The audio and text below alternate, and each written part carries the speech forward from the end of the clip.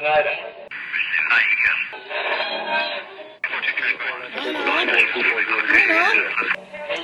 is that you? There, I think I got it.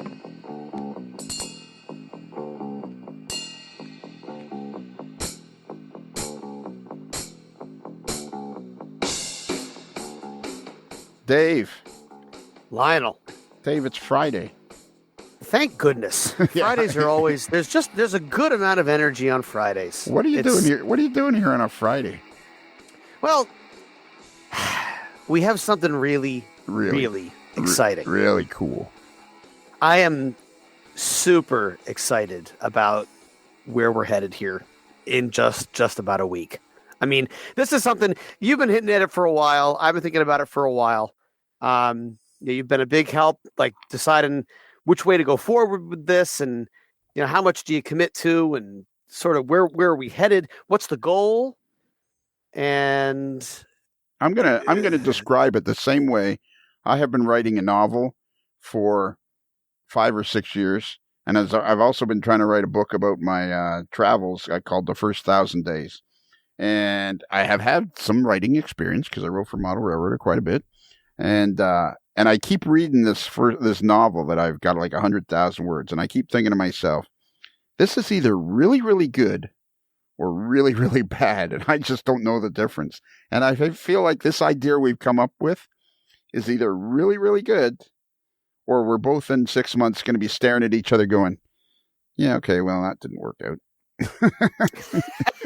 It could be. But, based on the amount of feedback that I've gotten from the Facebook Live events, based on the amount of questions I've gotten and the discussions that have been had over the last year or two from the book and from magazine articles and both magazines and what have you, there's a lot of voids in the hobby that I think I can speak to. And the best way to do that is to build a library of videos that helps tie all those loose ends together. Is it not true that we try to be as transparent here at the old AML as possible? Transparency is important. Yeah. Can I tell a story? You can. You were very excited about the book. The book was a huge hit. You're very excited about your live Facebook Lives. They're a huge hit. Your articles are always great. Your cover shots, blah, blah, blah. But a few months ago, you started to say to me you were getting a little frustrated because you felt like you had a lot of questions and you weren't able to get to them all, and you had a lot of stuff you wanted to talk about on the layout that couldn't be put in a magazine. And I said, you know what you got to do? I said, you got to kind of suck it up and start making videos and maybe put them on a Patreon channel. And just the people that really want to see your stuff are going to sign up so that they can see your stuff. And that was kind of, because you were kind of getting frustrated with all the, I don't know what the right word is. I mean, yeah, but there's a lot of back and forth. I mean, again, the print media is a show business of its own, and they have goals. They have, they have what they can afford to print, what they can't, and they have a vision for the magazine and where it's going. And I've really been very, very grateful for the opportunity to be in both of those magazines, and a third now, Model Railroad News, very exciting. Thanks to Tony Cook on the third one, and to you, of course, and to the AML. But print media, you're telling a succinct story with certain photographs, and you're building towards that, 2,000, 2,500, maybe 3,000 word piece with a dozen photographs, and it comes together in the form that the magazine needs it to. I plan to continue to do that, but there's a lot of the nuances, a lot of elements of model railroading. And even more than just the model railroading, elements of the whole camaraderie, elements of why we do operating model railroads, not just scratch building or kit bashing or hand laying or weathering, not just, we're going to have some guys over and run some trains, but why do we do radio protocol? Why would we do a signal system? How do you do a signal system? Why would you, these are things that really a video can really help provide some traction, I think, for people that want to join that movement and move towards more prototypical operating experience, and towards that camaraderie, towards the coming together that operations can be. And so I'm really, really excited about this opportunity to create a new online platform, and it'll be through the Patreon channel here, where people that are interested in what we do on the Onondaga Cutoff, how it came to be and how they can do it themselves, want to take part in that energy and can join the club, and away we go. It'll be a behind the curtains look at what we're doing on the Onondaga Cutoff. That's right. It's like when you were showing me about the LED light you put in the track lighting, and I'm like, well, what are you talking about? And you sent me a quick little video, and I looked at it, and now I get it. And I mean, a lot of people, that stuff is interesting to people. And I just think, I don't know how to put it. You're much more energetic and not what's the word, where you have a much better ability to communicate with people than I do. And I know that it's just going to become more and more and more. And I was kind of saying to you, you're going to have to kind of suck it up and kind of, say, okay, guys, if you want some time with me, if you want me to answer your questions and what have you, you're going to have to, we're going to go with the Patreon channel route, because then I can give you more time and I can make more videos. And so then I said to you, like, 2 a month, like, just try not to get carried away, because I know the next thing you'll be doing is trying to put out like 16 a month. But the thing is, and the point that you made when we were having that first discussion, is that it gives people an opportunity to invest in the community. Not just to show up because it's convenient or because they had nothing better to do, but people that are choosing to invest and help you move forward with the layout.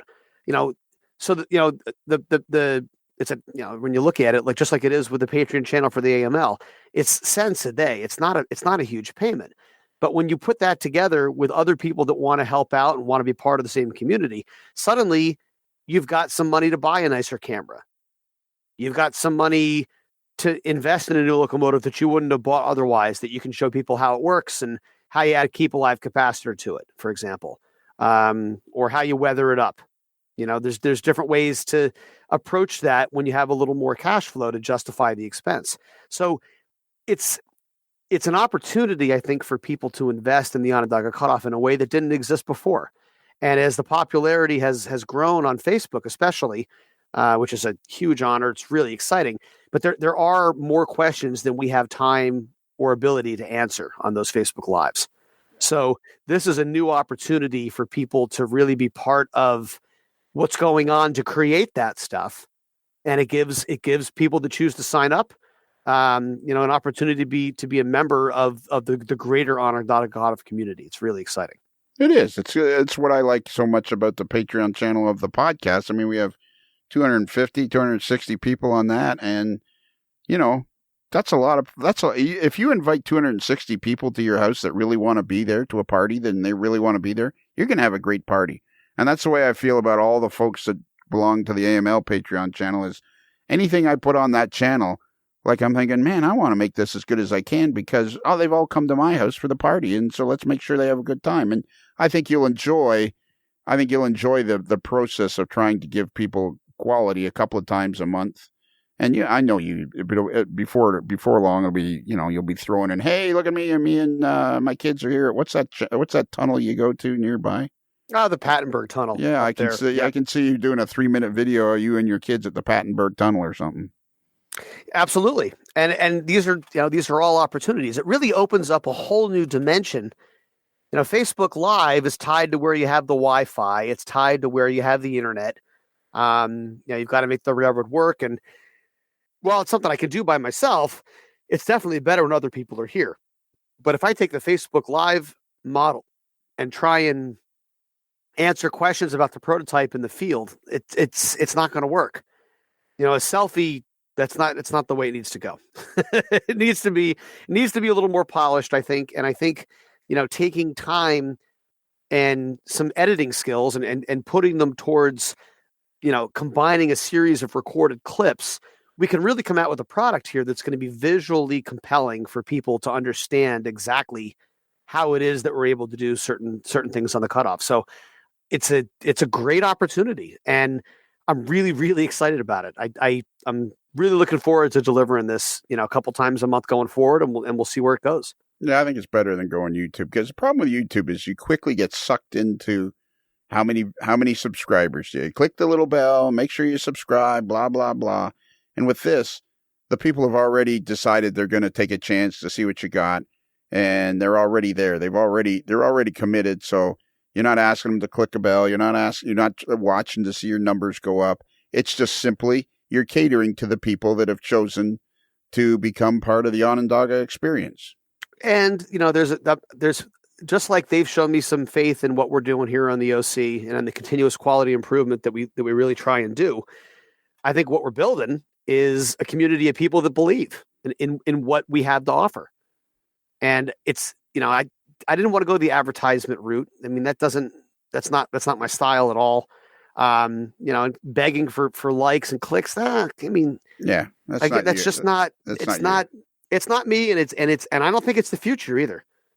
I really do believe that there's a lot to be said for having some faith. You jump in with both feet, just like coming to an operating session in the Onondaga Cutoff. You got to talk on the radio to the guy next to you. Yeah, I know it feels silly, but that's what we do. And when you jump in with both feet, everybody has more fun.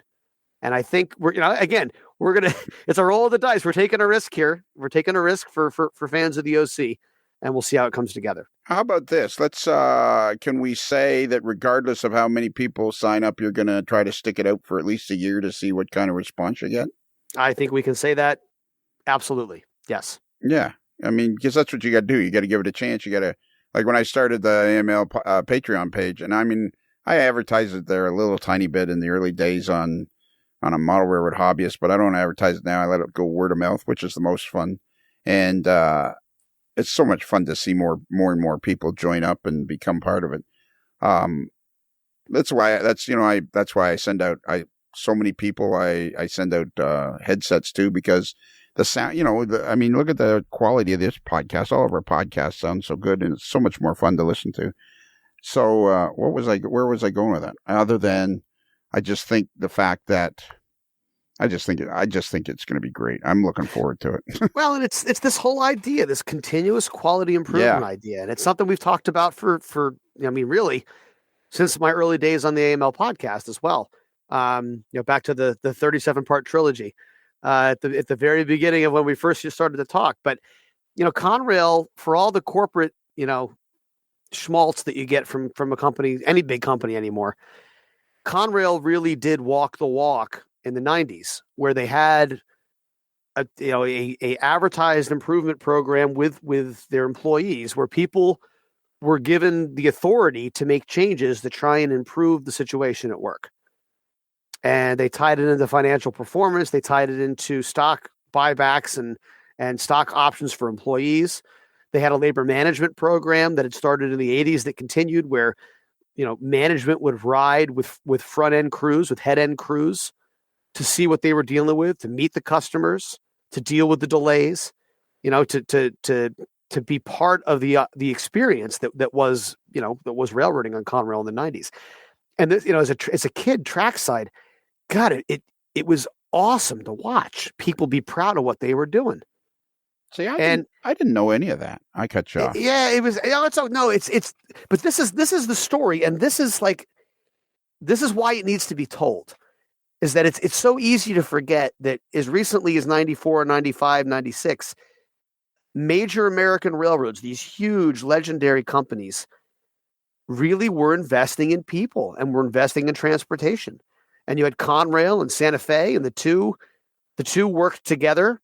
And in Chicago, they had a very seamless interchange down in Streator, Illinois, and they were running coast to coast intermodal service and were miles ahead of the competitors. It was something that was solicited, something that was looked forward to, and that's the kind of energy that we're trying to capture on the Onondaga Cutoff. Is that sense of urgency that you're part of something bigger, and that what you do matters. See, I didn't know any of that, and I think that specifically that story you just told me would make a great video or 2 or 3, a whole description of the Conrail. I didn't realize that Conrail was about employees making things better. I think that would be a great discussion. And also, I think it leads right to what we're trying to say, that if you tried to put that on YouTube, you're going to end up with a whole bunch of people that are going to last 2 or 3 minutes. But if you go on to Patreon, the people that are gonna watch it are gonna watch it the videos from start to finish because they're there because they want to be. And I think this is the way for you to go because you have so much to tell. Like even if you only had 50 patrons, those 50 patrons are going to be thrilled to hear what you got to say about all this knowledge that you have about the railroad. And then people need to remember this is what you do. You work for the railroad. I've ridden with you. I've been with you on a day of working at the railroad. And let me tell you, folks, he legitimately works for the railroad. He's a big shot in the railroad. Well, hey, it's all in a day's work, as they say, and I'm very grateful for my employees. It's a loyal group. It's a group that puts the best foot forward, and it's a bunch of consummate professionals that know what they're doing. They know their job, and they're willing to take some risks to make it better for other people. It's the same model I follow on the Onondaga Cutoff, and it really this is an opportunity here going forward. I think for this whole Patreon idea to create a community of people that are willing to invest in that idea, invest in the future of the OC, and to see where it goes. It's an exciting time. All right, I just had a thought, and I'm almost afraid to say this out loud because I bet you I know the answer. People need to realize that Dave just wears me out. Uncle Dave wears me out. You know what I thought the other day? This is what I wanted to tell you. You know what I realized the other day? I mean, specifically, I had 4 uncles, but really it was Uncle Alec and Uncle Archie and my dad. Neither Uncle Alec or Uncle Archie had any children whatsoever. And of course, I was the only boy for these 3 guys. And I was like from one guy to the next guy to the next guy. You remind me of my Uncle Alec. Unbounding enthusiasm. This guy I was 8 years old and he was wearing me out. Come on, let's go do this. Come on, let's go do that. And of course, he was trying to pack his turn in every three weeks. He'd get a weekend, and he was trying to pack his 3 weeks worth in a stuff. And I bet you, you've probably already made some videos, haven't you? I've made a couple of videos. So give us an idea of what we're going to see then. Well, I think early on it's important to give some background. So there's a video coming together. That'll be one of our first ones, probably our first one, that talks about, who I am, why the Onondaga Cutoff was created, but also, why upstate New York, why Syracuse, what was the big deal? We'll talk a little bit about that. We'll take a look around the layout, a couple different topic areas that we'll be covering. So, there's one. We're going to talk about putting resistors on wheel sets. The most glamorous, sexiest work in all of model railroading is gluing resistors to wheel sets. No, not really. Yeah. But we're going to have a video about it, and it's going to be fun, and you'll see how it works.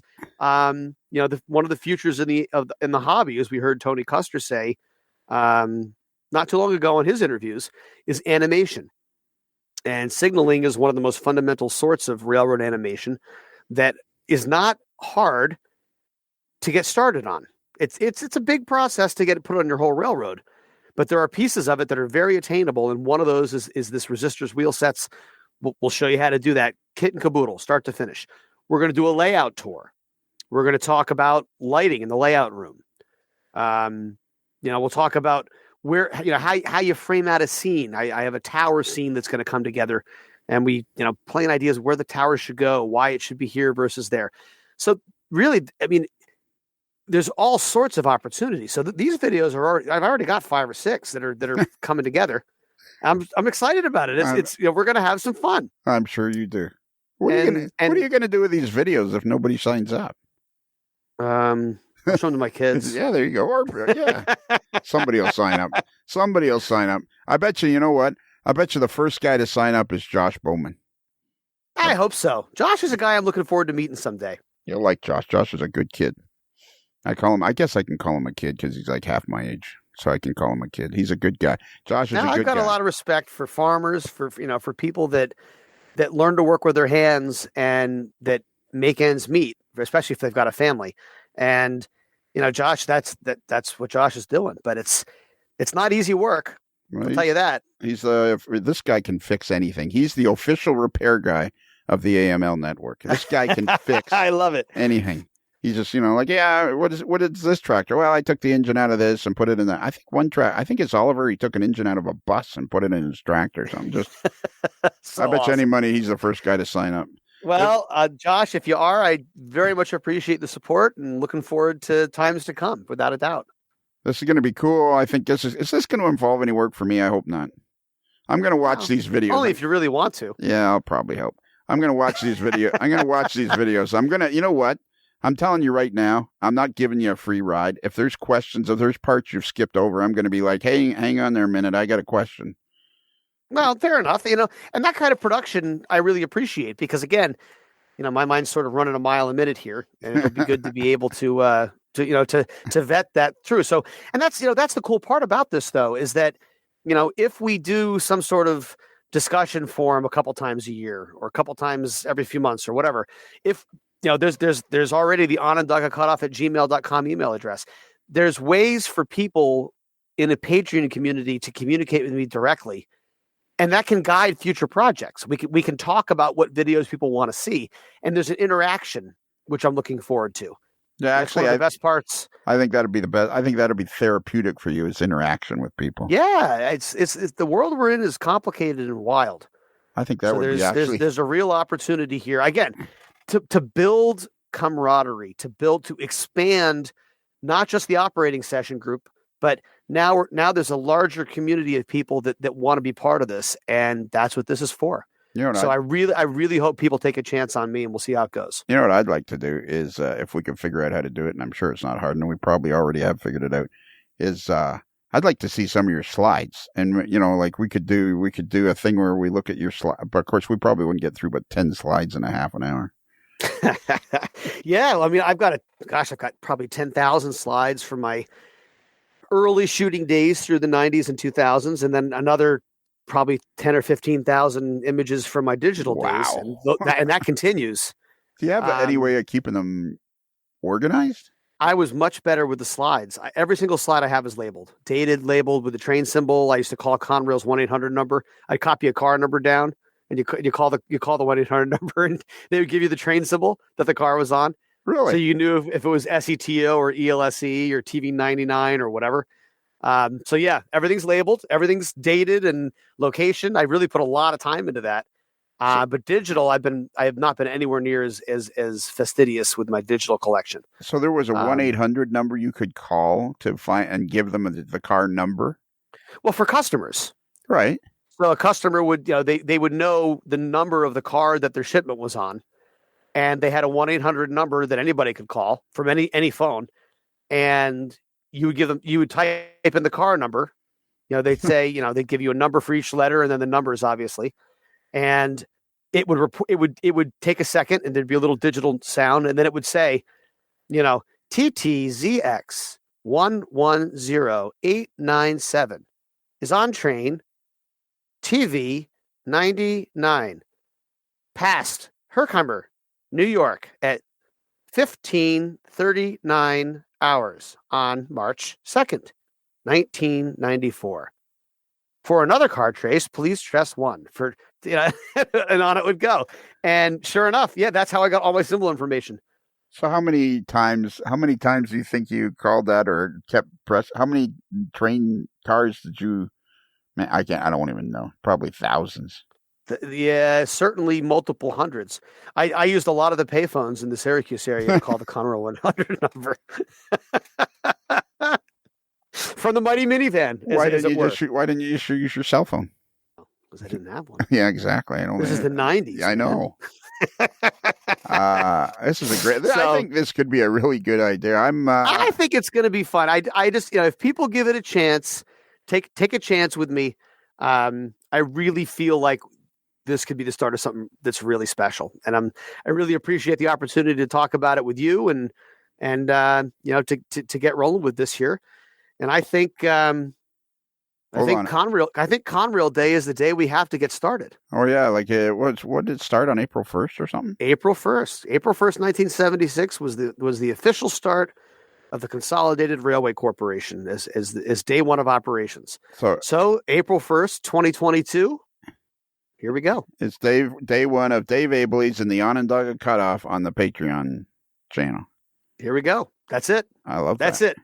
That's what you're going to call it? Dave Abeley's and the Onondaga Cutoff? That's what I'm going to call it. That's a good idea. Yeah, we'll do a little lead-in intro and a little outro at the end with some credits, maybe some music from my band back when I was a couple years after college. We'll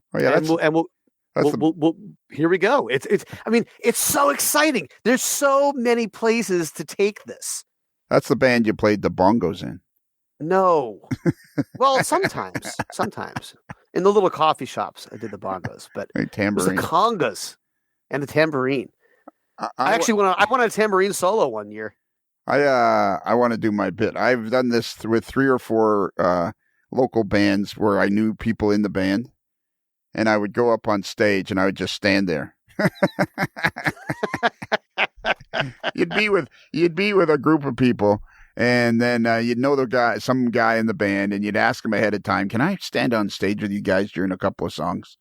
And they're like, "Sure. Can you play?" "No, I can't play anything. I just want to stand there." And then song would, they'd be doing a Beach Boys song or something, and I'd go up and I'd just stand there. And women would be going, oh my God, yeah. Lionel's going to sing. And it's like, no, I'm just standing here. I'm not surprised. No. So you should come stand in a couple of videos. There you go. That's what I could do. You should just show up for a scene on the Onondaga Cutoff. That would be hilarious. I can hardly wait till I get to go back. It's going to be fun. I can't wait to have you back. There was a question I was going to ask you. Oh, well, it's not that important. That whole Conrail thing. Oh, yeah. What happened to Conrail? Just give me a quick answer. What happened to Conrail? If it was so well, it sounds like it was very well employee driven and very receptive to having employees involved. That sounds like a great company. What happened to it? They got very successful, and they had a change in leadership that thought that the only way the company could survive intact was to be merged with an equal. And so the leadership pursued a merger with CSX, which was the Chessie Seaboard Times, CSX, from the 80s. And when Norfolk Southern, which was the third big railroad on the East Coast of the United States, heard about this announcement where Conrail and CSX were going to merge and leave NS out, NS put together a hostile takeover bid, and they gathered all their shippers and a huge amount of cash that they were, from their coal operations at the time, and they put in a counter offer to the shareholders of Conrail, and the shareholders of Conrail had to listen because they were offering more money than CSX had offered by a long shot. And there was a bidding war for Conrail, and what ended up happening was that CSX and Norfolk Southern, through a federal government mediation, had to split Conrail, and CSX ended up taking 42% and NS 58% of Conrail's route mileage, locomotives, cars, offices, etc. And Conrail itself then became a terminal switching operation, which handles originating and terminating traffic and local switching and yard operations in North Jersey, the Philadelphia area, and the Detroit area. So Conrail still exists, still own their trademarks and the trademarks of their predecessors. Can I tell a story about Conrail? You can. And then in 2021, in an effort to continue their growth in it's a very strong terminal railroad, and to continue their spot in the railroad industry, Conrail decided to enter into a licensing agreement with the Onondaga Cutoff. And you are probably the only model railroad on the face of the planet that has an actual licensing agreement with a full-size one-to-one railroad. And mostly because if you look in the pages of what's it called, the business journal? What's the journal? What's the newspaper that everybody reads? It's all about business. Wall Street Journal, the Financial Times. Yeah, whichever one of those is. It's for the yeah. If there's an article in the back there where Conrail entered into a licensing agreement with the Onondaga Cutoff in an effort to continue their growth and their stability going forward. Well, let's just say that we don't have to ever worry about Conrail trademarks again. No, not that you ever did in the first. Very exciting. Very exciting. So you can sell a Conrail mug. You can sell a mug that has the Conrail symbol and says Onondaga Cutoff on it, and you have the blessing of the Conrail Railroad, the full-size Conrail Railroad, which, by the way, has a really cool website. And until I met you and Rich, Winitsky. I didn't even realize there was such a thing. And if you go to Conrail, I think let me just see what the website is again. I'm going to go look Conrail Company. It's the Conrail Company. Let's see. It's Conrail.com. It's correct. And then you can get cool T-shirts and everything from Conrail. Oh, it's amazing. Yeah, it is. It's amazing. They have a store. Yep. They have the Conrail store. Conrail store. They have a lot of cool stuff there. They have fantastic little Yeti mugs. They're wonderful. Oh, do they? And that's what we need. Yes, that's what we need is a mug that has AML and on an OC on it. I think that sounds good. That's something we should aim for some shows, next year. Yeah, that'd be cool selling those. Wow, they have a pillow, a Conrail engine pillow. Look at that. And a Conrail system map. So it's a very exciting time. And, it's a golden age for this model railroading hobby. There's never been this kind of information available. There's never been the opportunity to be part of so many good things. And I think that what we can offer through this Patreon channel is a unique, specifically focused activity that surrounds the Onondaga Cutoff, will build the camaraderie in the community that's been so important to me from the start, and it will allow us an opportunity to discuss things that are otherwise not going to be able to be discussed in print or on Facebook Live, just because of the nature of the work. We really can come together on this and build something special. And what we'll do is we'll find a spot on the AML page, and we will create a link, and then you can do the same thing as I do. Is you can have all the videos, a couple of paragraphs and a cover shot, and people can see what's happening right there on. So they can just go to modelerslife.com, click on the OC symbol, and boom, everything you need to know about Dave's Patreon page will be right there. Well, I would be flattered. Thank you very, very much. That would be awesome. Well, but it's, this podcast has taught me a lot about the hobby, and it's opened up doors that I didn't know existed, frankly. Your long form interview, as we've talked about in these fireside chats lately, the long form interview really does fill an important role in this hobby. And it's fascinating people doing interesting stuff. And I think that the Patreon channel here is going to fill another, what I consider to be a niche in the hobby. Is some in-depth how-to articles on how to do some of the more technical sides of model railroading and how to build a community around it. And I think that all of that's going to be wrapped up here in a nice bundle. And I can't believe I'm really excited to get started. It's going to be a lot of fun. Can I make a suggestion? You can. And of course. Take it or leave it. I think the channel should be like 50% how-to and 50% Dave.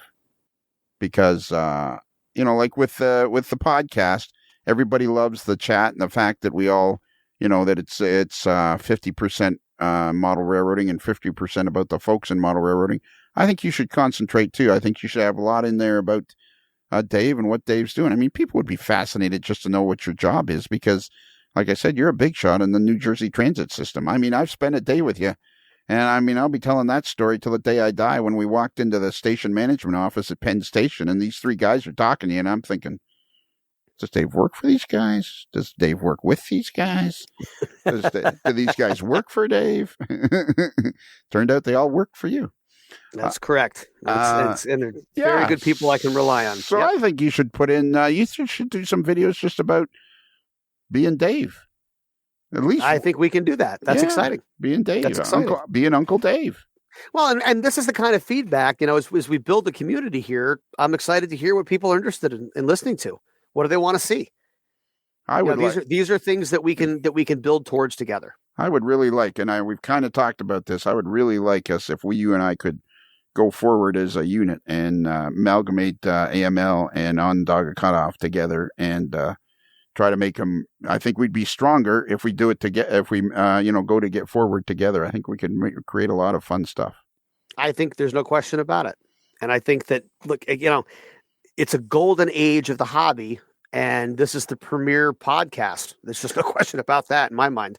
And I would love for the Onondaga Cutoff to be one of the premier layouts. That's a goal of mine. It's something I think I can build on, and it's something I think continuous quality improvement.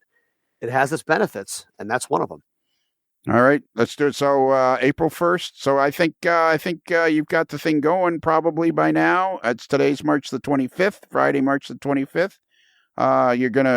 It's gonna start. Your first video is gonna go out on April the 1st, which is gonna probably be the introductory video. And it's not a joke. It is not an April Fool's joke. This is legit. This is really what's happening. Yeah, I always thought it was funny that Conrail started on April Fool's Day, but I'll tell you what, a lot of people bet against it. A lot of people didn't think it was going to happen, and Conrail's people made a lot of sacrifices, and it's a really compelling story to bring it about. But April 1st, 1976 was day one for Conrail. April 1st, 2022 is going to be day one for Dave Abelese and the Onondaga Cutoff on Patreon. Perfect. So looking forward to meeting you there. All right, so let's do something a little different. If people want to contact Dave, what's the easiest way for them to contact? Do you have an email address? I have an email address, which is onondagacutoff@gmail.com, and that's ONONDAGACUTOFF, one long word, no spaces, at gmail.com. And your website's probably going to be something like amodeler'slife.com / the cutoff. How about that? We'll make that the URL, the cutoff. Yeah, or OC. Yeah, I guess just OC, eh? Save people typing too much. amodeler'slife.com / OC. I like it. Perfect. That's going to be your website for now. People can go and see your stuff. Are you super exciting? Super exciting. Are you going to have you ever wanted are you going to sell shirts with hot dogs on them? Only if there's mustard on the hot dogs. I'm pretty strict about that. Why isn't relish more popular? I like relish. I have no problem. Mustard, relish, and sauerkraut, that's as God intended on a hot dog. Yeah. There's your game dog right there. That's it. That is your game. That and a cold beer, and life is good. Yeah. You know what? Good thing we met when we did. I'm a little bit older than you. We got some ground to cover, buddy. We better get cracking. Here we go. All right. Are you ready? I'm ready. So remember, the Onondaga Cutoff is considered marginally adequate by 6 out of 10 Patreon subscribers.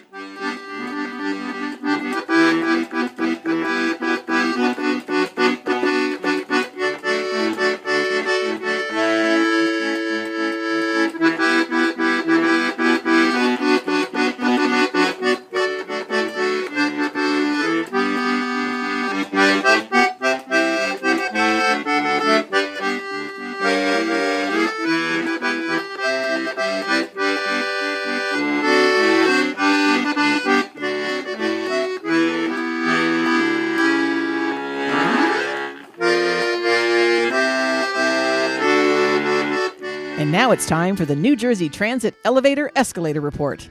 Take it away, Dave. Good morning, everybody. I got the first one on the list here today is the Rawway eastbound elevator. That's out for a DCA test. Elizabeth westbound is still out for the door replacement we talked about last week. North Penn escalator number 11 is out for a step chain replacement. He's due back end of the week this week. And North Broad Street number 2 should be reset this morning with the vendor on site today. It's another Lincoln Homer.